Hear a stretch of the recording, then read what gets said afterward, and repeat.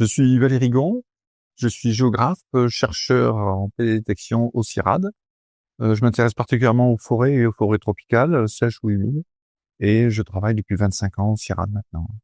Les zones humides sont essentielles, surtout les mangroves, parce que c'est des écosystèmes particuliers qui protègent non seulement les littoraux, c'est aussi des ressources biologiques, avec beaucoup de biodiversité, et des ressources aussi pour les populations humaines, pour récupérer du bois par exemple, ou pour la pêche. Les mangroves, c'est des écosystèmes forestiers qui vivent dans des eaux saumâtres, donc un mélange entre l'eau de mer et l'eau de rivière, donc un mélange assez étrange et qui varie au gré des marées.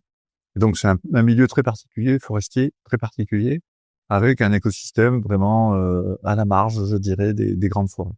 Alors les fragilités sont liées aux activités humaines, la pollution, la déforestation, mais aussi au changement climatique avec des variations de niveau d'océan ou des raz-de-marée, des choses comme ça qui peuvent les endommager. On essaye déjà de comprendre la mangrove, puisque son fonctionnement est quand même pas très très limpide, et puis c'est un milieu qui a été très peu investigué.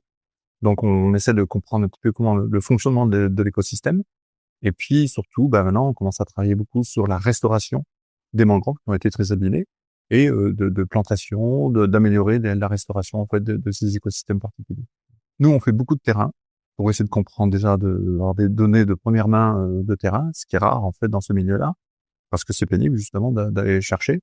Et puis après, on travaille avec des imageries satellitaires, donc et des drones pour cartographier, repérer les espèces et cartographier les habitats en fait. Ce qu'on essaie de faire. C'est très difficile parce que c'est un milieu, donc on est à moitié dans l'eau.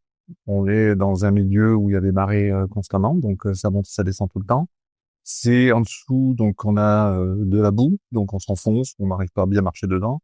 C'est très pénible.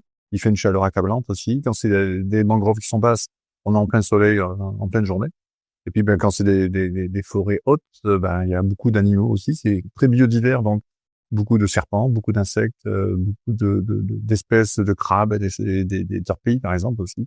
Et donc c'est un milieu très très hostile. On essaye de travailler en partenariat avec les populations locales et les administrations locales pour d'une part les restaurer, et puis l'enjeu c'est vraiment d'arriver à constituer donc des mangroves en bonne forme pour protéger les côtes. On a vu pour les tsunamis en 2004, c'est des écosystèmes qui protègent quand même les côtes, qui protègent les populations. Et donc on essaie de travailler avec tout le monde pour essayer de conserver et d'améliorer donc l'état des mangroves.